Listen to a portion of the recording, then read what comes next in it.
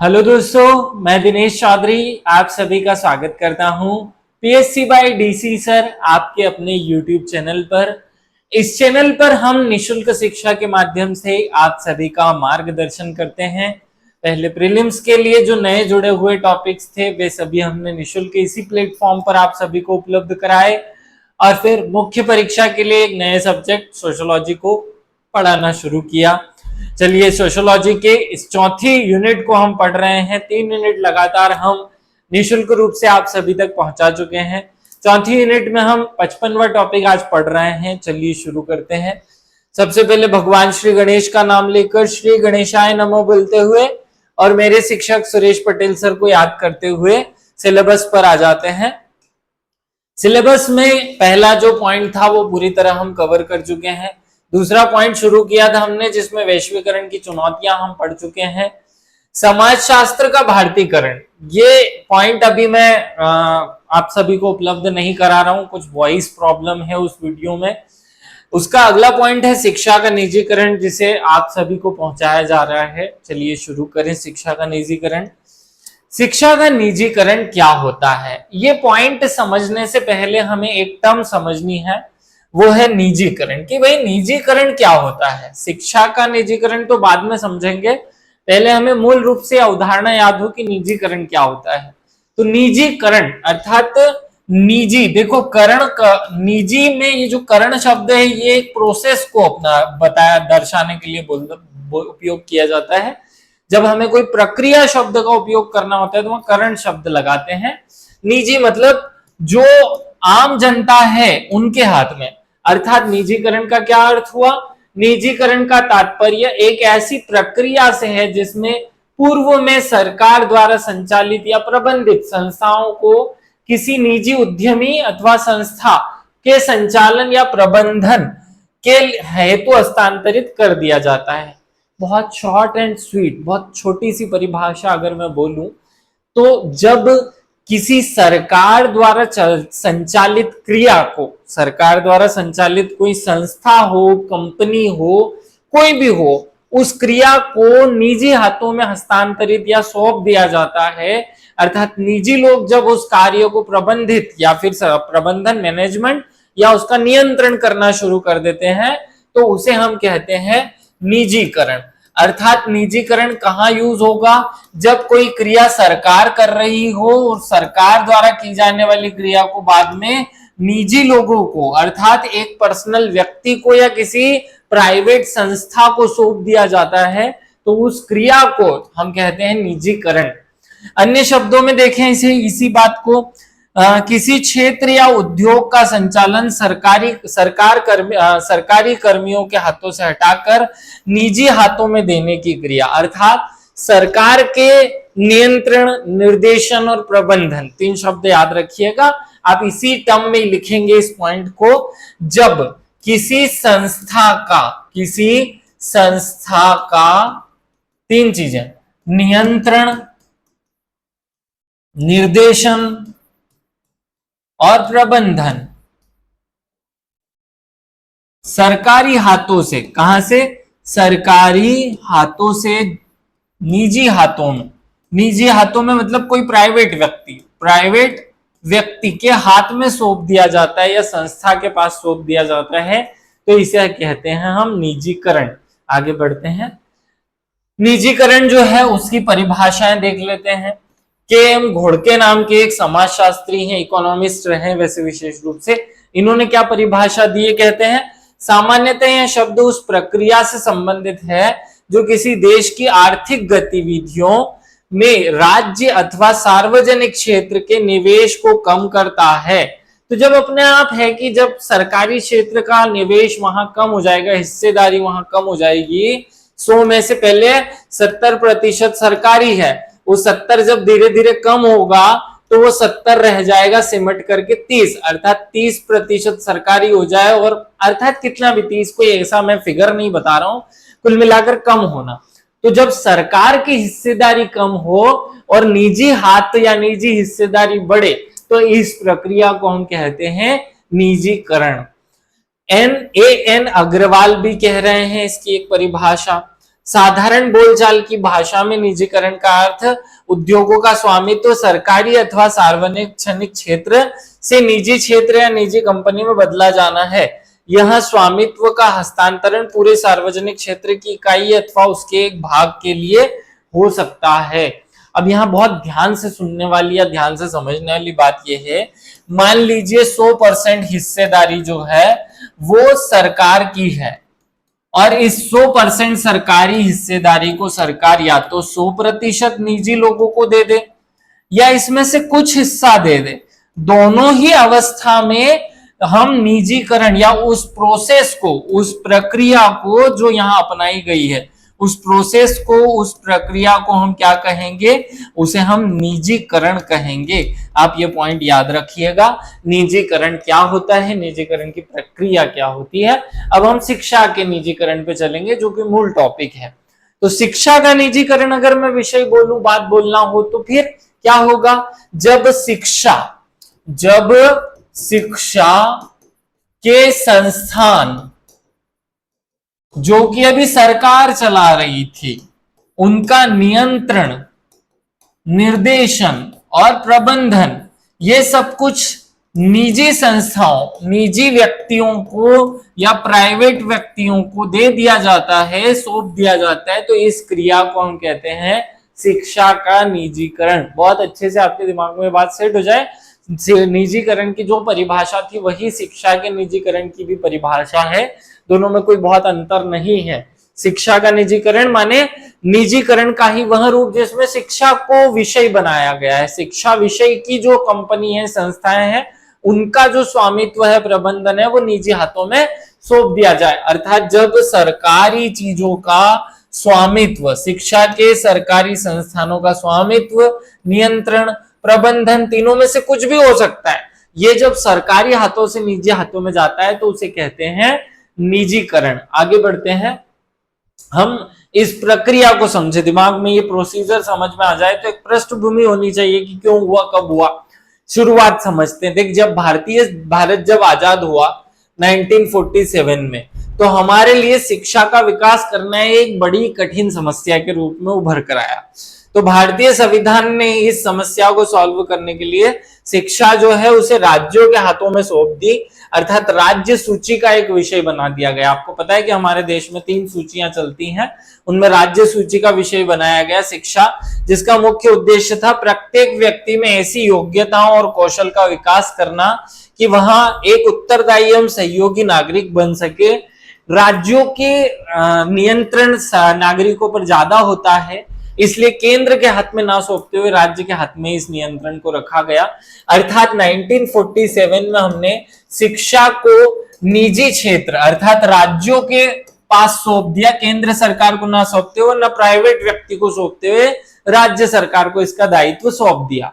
क्या होता है आगे फिर प्रोसेस बढ़ती है। स्वतंत्रता के पश्चात भारत में विभिन्न स्तरों पर शिक्षा के क्षेत्र में संस्थाओं, विश्वविद्यालयों, महाविद्यालयों और छोटे संस्थाओं की संख्या में निरंतर वृद्धि होती है, शिक्षा में सुधार भी होता है और उसके लिए अनेक आयोग भी बनाए जाते हैं, जैसे कि विश्वविद्यालय आयोग हो गया, माध्यमिक शिक्षा आयोग हो गया, जैसे कोठारी आयोग हो गया। शिक्षा नीतियां लाई जाती हैं, शिक्षा नीति लाने, कोठारी आयोग, यशपाल समिति, बहुत सारा कुछ करने के बाद में भी इत्यादि का गठन किया गया, नई शिक्षा नीति भी तैयार की गई। किंतु अब यहां से गड़बड़ी, स्थिति संतोषजनक नहीं होती है, नहीं कही जा सकती। अतः वर्तमान समय में शिक्षा के क्षेत्र में व्याप्त अव्यवस्था के कारण घटती हुई गुणवत्ता जो है उसको देखते हुए शिक्षा विचार किया जाना चाहिए या जा रहा है कि शिक्षा का निजीकरण किया जाए, या लगभग जो कि कर दिया गया है। अधिकांश जो हिस्सेदारी है शिक्षा के क्षेत्र में वो सरकारी हिस्से से हटा करके प्राइवेट संस्थानों को सौंप दी गई है। तो कुल मिलाकर हमने समझा कि 1947 में जब शिक्षा हमें देनी थी तो हमने शिक्षा को राज्य सूची का विषय बना दिया। क्या बना दिया? राज्य सूची का विषय बना दिया। लेकिन फिर जब धीरे धीरे शिक्षा का डिक्लाइन होने लगा, राज्यों के बीच विषमताएं बनने लगी, राज्यों में केरल जैसा राज्य उभर कर आया जो साक्षर बना, और उधर ही दूसरी तरफ छत्तीसगढ़ जैसा राज्य भी उभर कर आया, उड़ीसा जैसे राज्य आए जिनमें शिक्षा का स्तर बहुत निम्न था। तो इस अंतर को कम करने के लिए 1976 में जब हमने 42वां संविधान संशोधन किया, 42वां संशोधन किया गया, तो शिक्षा को वहां से हटाकर कहां डाल दिया गया, समवर्ती सूची में। समवर्ती सूची में डालने के बाद केंद्र और राज्य दोनों उस पर कानून बना सकते हैं, तो केंद्र और राज्य दोनों ने उस पर कानून बनाना शुरू किया। लेकिन फिर भी 2000 मतलब 20वीं सदी में जब हम प्रवेश कर गए, 21वीं सदी में जब हम प्रवेश कर गए, तो भी हमारी शिक्षा जो है वो उस स्तर की नहीं हो पाई जैसी चाहिए थी। इसलिए धीरे धीरे शिक्षा का निजीकरण के द्वार खुले जाने लगे और इस तरह धीरे धीरे निजीकरण किया जाने लगा और आज लगभग शिक्षा का अधिकांश क्षेत्रों में निजीकरण हो चुका है। इस निजीकरण की जो प्रक्रिया रही, इससे क्या क्या लाभ हुए और क्या क्या हानि हुए, अब हम उस पर चलने वाले हैं। चलिए, निजीकरण आपको समझ में आ गया होगा। शैक्षिक संस्थानों से संचालन की जिम्मेदारी सरकार के हाथों से हटाकर निजी हाथों में सौंपना ही शिक्षा का निजीकरण कहलाता है। अगर आपको परिभाषा के रूप में लिखना हो तो आप 3 शब्द लिखेंगे, स्वामित्व, नियंत्रण और प्रबंधन। ये 3 शब्द आने चाहिए आपकी परिभाषा में। जब शिक्षण संस्थानों का ये 3 चीजें, स्वामित्व, नियंत्रण और प्रबंधन, सरकारी हाथों से छोड़कर या सरकारी हाथों से निजी क्षेत्र को सौंप दिया जाता है, तो इसे ही शिक्षा का निजीकरण कहा जाता है। आपको ये परिभाषा लिखनी है। अब हम इसके लाभ देखते हैं। चलिए आगे बढ़ते हैं कि निजीकरण के क्या प्रॉफिट हुए और क्या नुकसान हुए। अभी भी हमने 100% निजीकरण नहीं किया है, लेकिन फिर भी शिक्षा का लगभग निजीकरण हो चुका है। शिक्षा में गुणात्मक सुधार आता है। गुणात्मक सुधार आप सबको पता है क्या होता है। 2 प्रकार के सुधार होते हैं, एक होता है मात्रात्मक और एक होता है गुणात्मक। देखिए, जब हम कहें कि आज से 10 साल पहले 100 कोचिंग संस्था या 100 स्कूल थे, अब उनकी संख्या 1000 हो गई है, तो ये होगा मात्रात्मक परिवर्तन। अर्थात पहले हम 100 कोचिंग संस्थान या स्कूल या कॉलेज से संचालित होते थे, अब हमने उनकी संख्या 1000 पहुंचा दी है। माने 100 से 1000 पहुंच जाने की घटना को मात्रात्मक परिवर्तन कहते हैं। गुणात्मक किसे कहते हैं?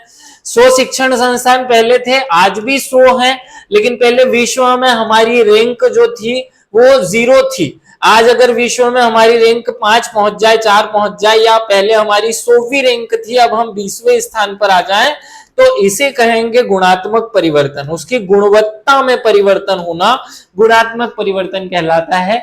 निजीकरण से शिक्षा की गुणवत्ता सुधरती है, ये 100% सत्य है।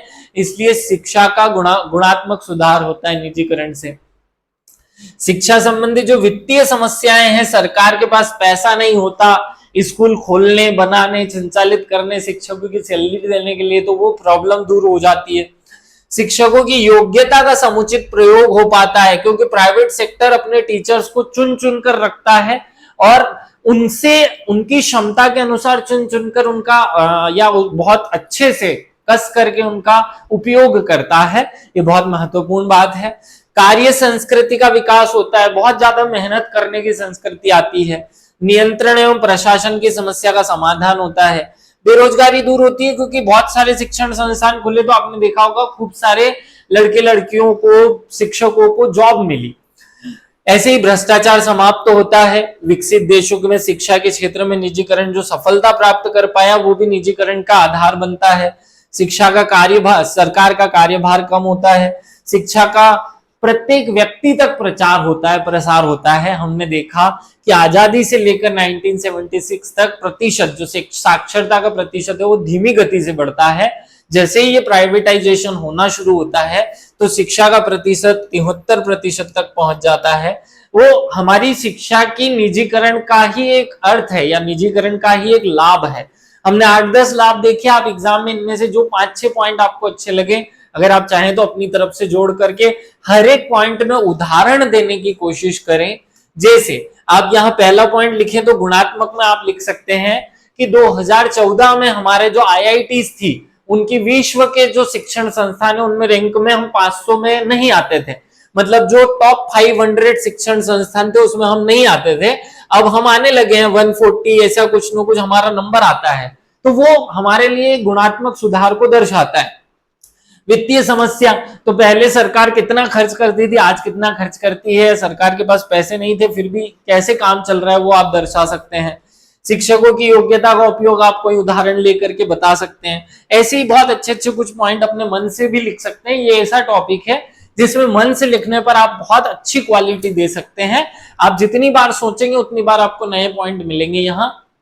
अब हम इसकी हानियों पर बात करते हैं कि इसके भाई नुकसान भी तो होंगे। क्या नुकसान है इस शिक्षा के प्राइवेटाइजेशन के? लॉसेस, नुकसान क्या है, लॉस इसका। तो पहला लॉस देखते हैं कि गुणवत्ता की गारंटी नहीं रहती।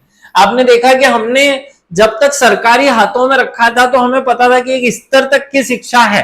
प्राइवेट हाथ में दिया तो कुछ शिक्षण संस्थानों में तो बहुत अच्छी क्वालिटी की एजुकेशन आने लगी, लेकिन कुछ शिक्षण संस्थानों ने क्या किया, ये किया, दस्तावेजों की लिपापोती, दस्तावेजों की लिपापोती शुरू की, लिपापोती। और इससे क्या हुआ, शिक्षा की गुणवत्ता और ज्यादा गिरने लगी। बिहार जैसे राज्यों में जहां 5-10 हजार रुपए दे करके सर्टिफिकेट बना लिए जाते हैं, ऐसे शिक्षण संस्थान भी खुलने लगे जो एक बड़ी समस्या जन्म ले गए।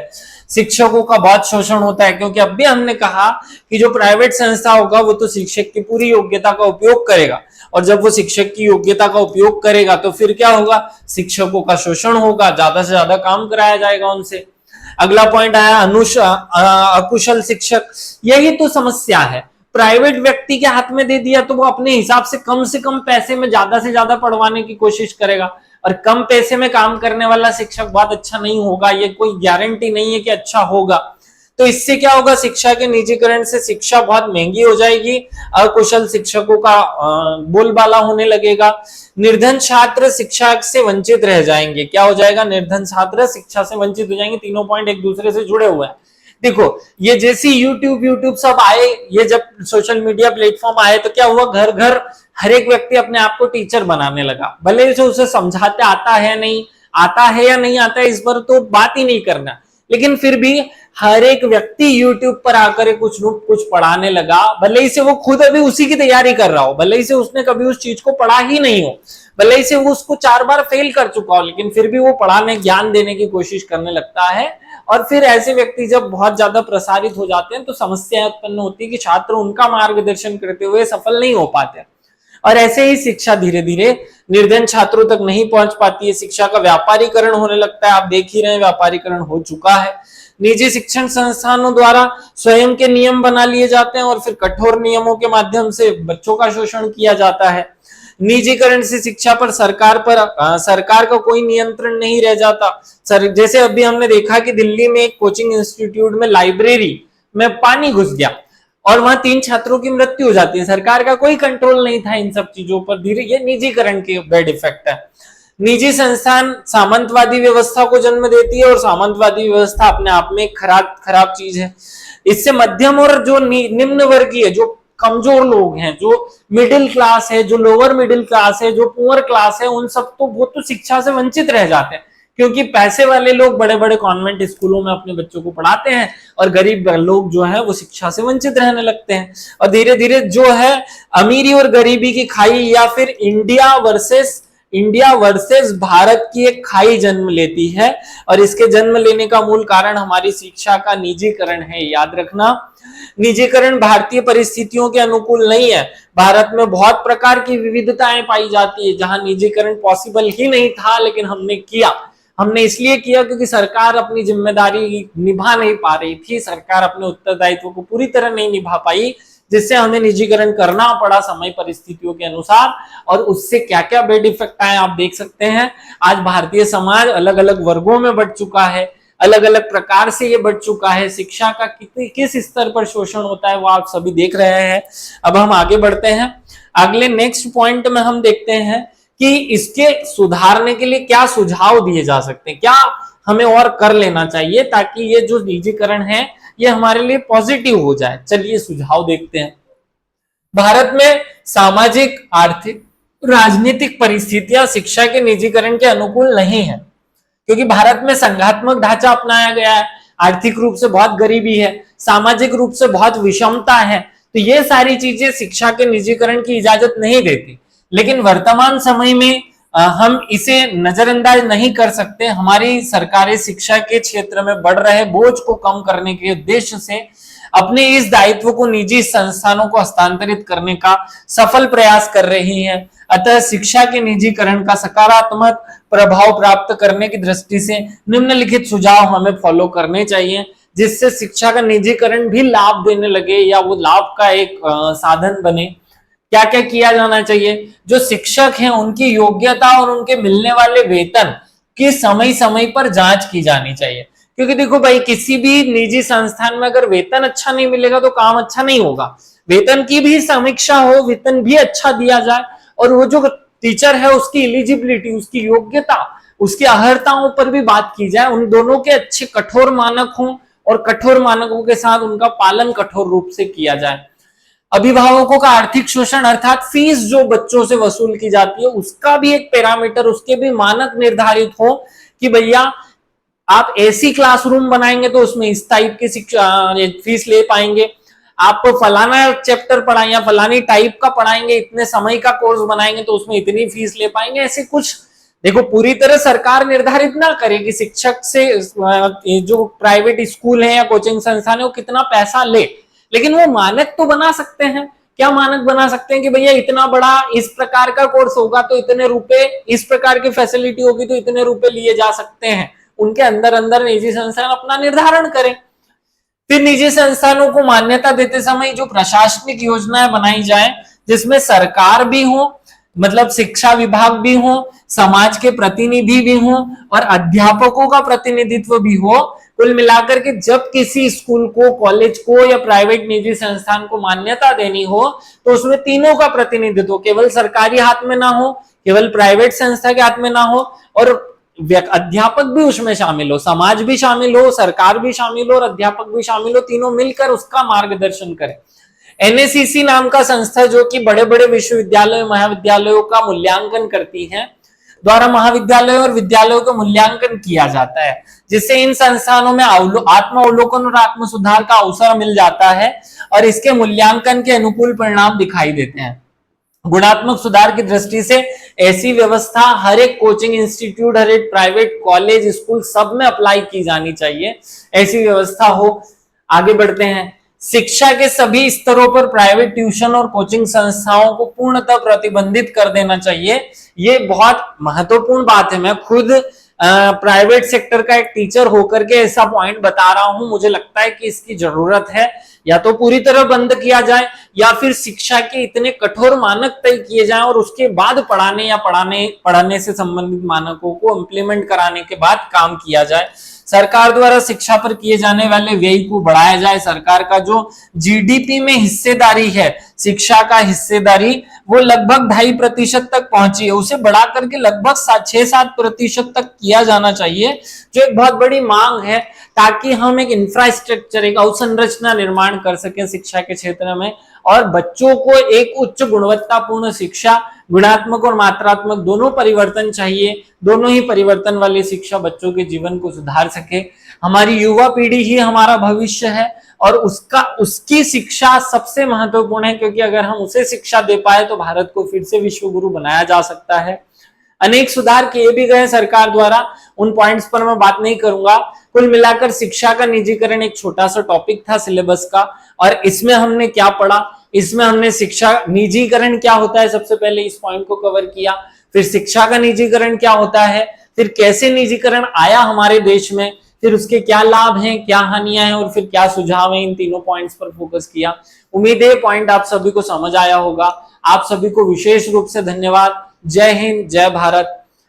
आप अगर इस वीडियो सीरीज से खुश हैं, आपको अच्छा लग रहा है, आप लोग पढ़ पा रहे हैं, निःशुल्क शिक्षा आप सभी के शिक्षा या पढ़ाई में कोई योगदान देती है, तो आप कमेंट करके बताना ना भूलें।